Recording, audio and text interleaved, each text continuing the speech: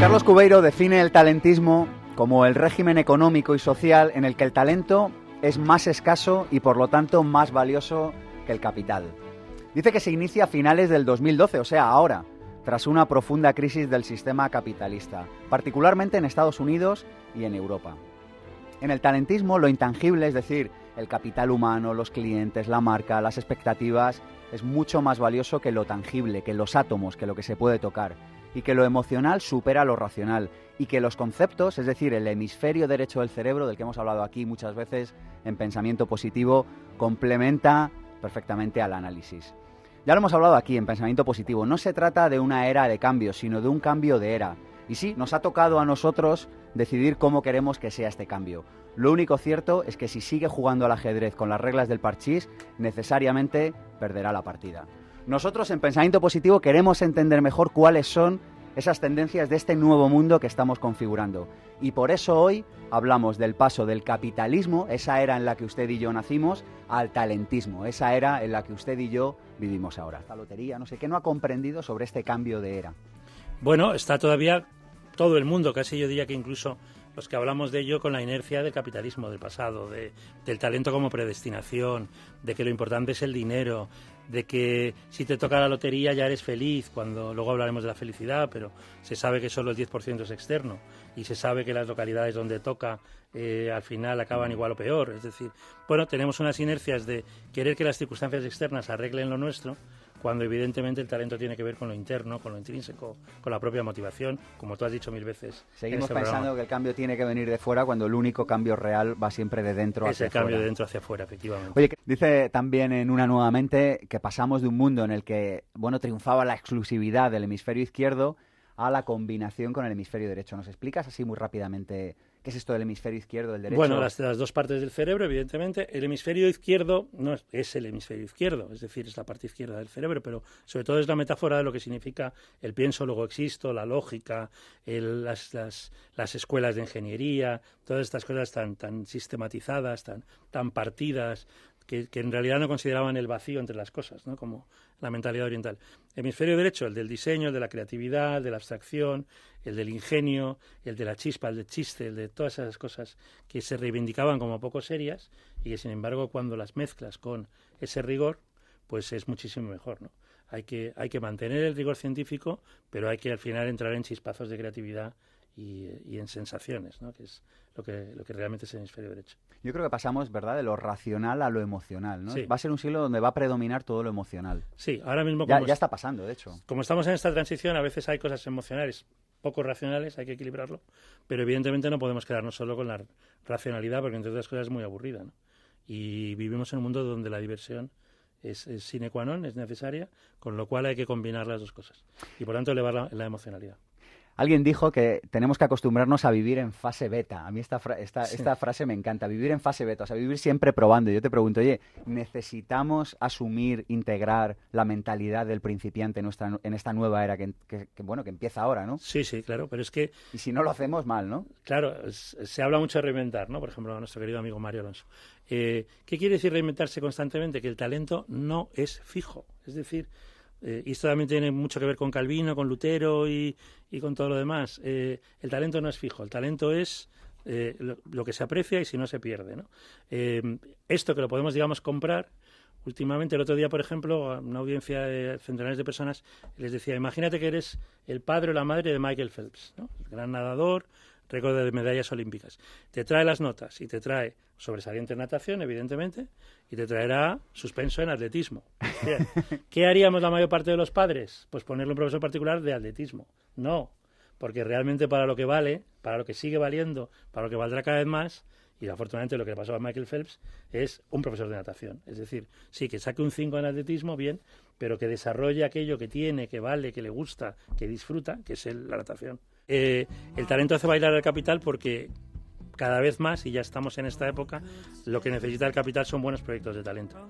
Y eso que parece extraño con la falta de liquidez que hay y la falta de demanda, pues es la realidad.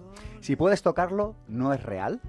Sí, esto tampoco es mío, es de Tom Peters, pero lo que quiere decir es la importancia del intangible. El intangible es el 95% de nuestro valor como personas y del valor de las compañías que formamos o de las que formamos parte. Bueno, esto con las personas ya lo entendíamos, porque entendíamos que lo que vale una persona no es lo que vale su mano o su camisa, claro. Pero las compañías no lo habíamos entendido. Aún así lo seguimos llamando mano de obra, en lugar de valor de obra o corazón de obra.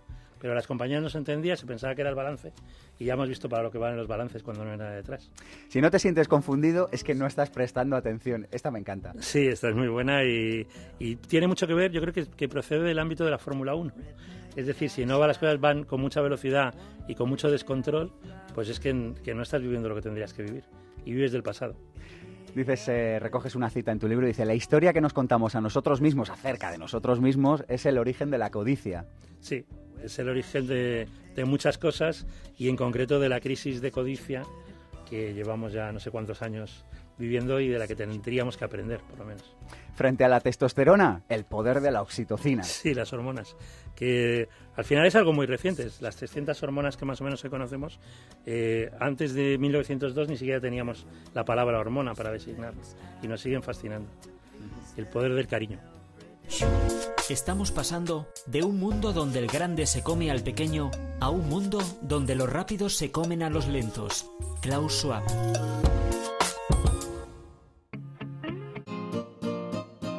Un tipo puede cambiar de todo, de casa, de cara, de novia, de religión, de Dios, pero hay una cosa de la que no puede cambiar. No puede cambiar de pasión. Sí, este es un momento precioso del secreto de tus ojos, una maravillosa película de Juan José Campanella. También lo había dicho Pep Guardiola, que lo difícil es cambiar de equipo de fútbol, la misma idea. Pero efectivamente, la pasión es el arrastre emocional, el arrastre vital, instintivo, que va mucho más allá del intelectual y entonces por eso tenemos que descubrir la pasión. Por eso en la era anterior se hablaba de algo tan absurdo como las salidas profesionales, cuando lo que tenemos que ver es realmente con lo que disfrutamos, cuál es nuestra vocación, cuál es nuestro elemento, que diría Ken Robinson, nuestra pasión, y a partir de ahí, como decía Raymond ahora, esas 10.000 horas de práctica deliberada. Hablas de los 10 principios, recoges... Bueno, una cosa que me ha gustado de tu libro es que bebe de muchas fuentes y pone lo mejor de cada una de esas fuentes al servicio del lector. En cierto modo, lo que decíamos antes, le soluciona un problema, ¿no? Yo soy un poco cansino en eso, porque como estoy siempre buceando de unas cosas y de otras, sí. Pero trata de ser un compendio, sí. Sí, está muy bien. Y mencionas, muchas fuentes interesantes. Una de ellas hablas de Anderson, de Chris Anderson, uno de los autores que hay que leer para comprender esta nueva era, y hablas de los 10 principios para pensar en abundancia. No diremos todos ellos, pero a mí ha habido uno que me ha gustado mucho. Dice, a los átomos también les gustaría ser gratuitos, pero no son tan agresivos al respecto como la información. Claro. Bueno, Chris Anderson, que es el fundador de TED, entre otras cosas, y el editor de Wired, es un hombre que está en punta de lanza constantemente y que cada vez está más fascinado de la gratuidad, por ejemplo, de la googleización, ¿no? Del modelo de Google y de la importancia que tiene la accesibilidad en un mundo de las tecnologías que tenemos y que vamos a tener. Y efectivamente, a los átomos les gustaría ser gratuitos. Él todavía no ha encontrado, por ejemplo, cómo los abogados pueden ser gratuitos, pero está en ello, o sea que al final lo conseguirá. Sí, es muy interesante toda esta idea de que en el talentismo todas las empresas tendrán que tener una fórmula de ofrecer algo gratuitamente, no sé si todas, pero... Sí, generar tribu, como decías, sí. Y al final, pues por ejemplo, las universidades que le están pasando tan mal, ¿no? Sobre todo las públicas ahora. La cantidad de antiguos alumnos que tienen, el modelo de otros países donde la financiación en más de un tercio proviene de antiguos alumnos y, sin embargo, la incapacidad manifiesta de la mayor parte de ellas de no poder vincular a esos antiguos alumnos. No me extraña, por otro lado, ¿eh? Bueno, pues por eso el modelo tiene que cambiar. Mencionas otro libro, hablas de tribus, de Seth Godin, sí. Y en este programa que sabemos mucho de tribus, cuéntanos por qué es tan importante la tribu en el siglo XXI. Seth Godin es otro tío que está desde el marketing, en este caso en punta de lanza de las cosas, y valora, habla de liderazgo. Nosotros decimos no hay equipo sin líder, ni líder sin equipo, y él dice que no hay líder sin tribu, ¿no? Entonces, ¿qué quiere decir la tribu frente a un equipo convencional? Pues realmente los que comparten esa pasión, los que están siempre... Entonces ahora tenemos la capacidad de conectar instantáneamente, constantemente, y tenemos que reivindicar esa pasión compartida, ¿no? Aquello que a Mark Zuckerberg le preguntaron en 2009, en enero, ya casi hace 4 años, en Davos, si él había creado las redes sociales, y él dijo, no, yo simplemente le he dado una plataforma. Las redes estaban ahí, y en cuanto han tenido la plataforma, la han aprovechado. Hablas también de que vamos a una cultura de la generosidad. Me hizo mucha ilusión cuando leí La economía del bien común, que tú has prologado. ¿Tú crees que esto es real? ¿Crees que es real que vamos a una cultura de la generosidad? Sí, yo creo mucho en Darwin, si se puede creer en ese sentido. Lo que pasa es que No nos, lo había oído nunca, nos lo han creo en contado. Darwin. Sí, igual que en Billy Wilder, ¿no? Decían, creo en Darwin bien contado, y es la supervivencia de las especies más aptas, no de las más fuertes. Y las más aptas son las que mejor conviven y, en segunda derivada, las más generosas. Entonces, esto que podía ser una cosa extraña, de hecho, pues antes hablabas de las mayores empresas y demás. Cuando hacíamos perfiles de competencias en los 90, ya hace décadas, no estaba la generosidad como una cualidad, como una competencia. Y ahora es la competencia más importante. Y en foros con directores de recursos humanos, si tienen que seleccionar por una cualidad, por una competencia, que sea por generosidad. Porque es la competencia para muchas más cosas, para la empatía, para la orientación a los demás, para el servicio, incluso para el liderazgo. Y esto está sorprendiendo también. Como hay ganadores y perdedores, como hay especies que sobreviven y que mutan, que cambian, y otras que no, pues nos estamos dando cuenta que las personas generosas llegan mucho. Opuestos, ¿no? O sea, y aún así compartimos escena Sí, y compartimos tiempo. Es una sociedad cada vez más dual. Ahora, hace unos días en Zaragoza, en un cineforum, con la vida de Pi, precisamente, estaba el director gerente de Aragón Invierte, que es una empresa, sociedad de capital riesgo, business angels y todo eso. Y bueno, y evidentemente hacen informes y tal, pero Pedro Costa se llama, decía, y es que yo cuando alguien entra, yo ya sé si sí o si no. Y es simplemente porque le brillan los ojos. Entonces, en esta sociedad, aquellos que le brillen los ojos, o que nos brillen los ojos, ya tenemos la ventaja. Dices que la economía tiende a ser relacional y no transaccional. Habíamos entendido la economía como que yo te doy un bolígrafo y tú a cambio me das un importe económico, y resulta que esto ya tampoco va a ser así. No, y además eso es una gran ayuda o gran apoyo para el talento femenino, porque a los chicos nos cuesta mucho. O sea, nosotros, de quien sea el balón, es el que marca las reglas del juego.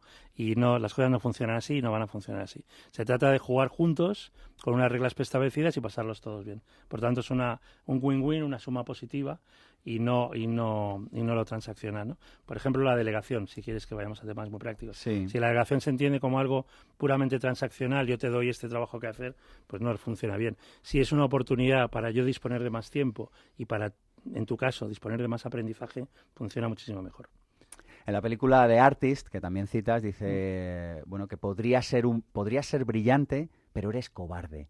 Entonces hablas de esto en el sentido de hablar del compromiso, que a mí es una palabra que sabes que me gusta mucho y que es una de las palabras fetiche de pensamiento positivo, es decir, haz algo o no lo hagas, pero no lo hagas a medias. Exacto. Bueno, la idea de valentía y de coraje, de audacia, de tantas palabras así, realmente como querer hacer lo que uno tiene que hacer. En la abundancia más que en la escasez. Y dicen, en el talentismo las personas tendremos que aprender a gestionar la abundancia antes que a gestionar la escasez. Sí, esto no es fácil de explicar porque cuando estamos... Por eso te lo pregunto a ti, ¿ves? Yo lo digo, bueno, le dejo el lío a él. Bueno, la mentalidad de escasez quiere decir la mezquindad, ¿eh? O sea, ahora en Navidad es esto de Christmas Carol, de Charles Dickens, ¿no? Del señor Scrooge, que al final es un avaro, o el Hobbit, el Gollum, que fijaros las figuras de avaros que están a nuestro alrededor, ¿no? Y no es por casualidad. Entonces, la mentalidad de la abundancia quiere decir compartir, como tú has dicho en el inicio del programa, y a partir de compartir es que surgen muchas más posibilidades. En cambio, si uno está pensando en qué es lo mío, qué hay de lo mío, qué me tengo que quedar, que esa mentalidad de escasez, del juego es de suma negativa o de suma cero incluso, y yo me tengo que quedar mi parte, al final las cosas van muchísimo peor. Claro, esto depende de las creencias, y tenemos creencias muy arraigadas. Hablo también en el libro de Michael Gazzaniga, que a mí me fascina, señor ya mayor, un neurólogo, y las creencias están en el hemisferio izquierdo. Entonces, el que no quiere, digamos, aceptar esto, de la importancia que es del bienestar y la abundancia, pues va a seguir regido por la escasez. Pero es una lástima. El gran peligro para el futuro de la libertad y la democracia es que las ideas sean reemplazadas por eslóganes y lugares comunes. Vargas Llosa.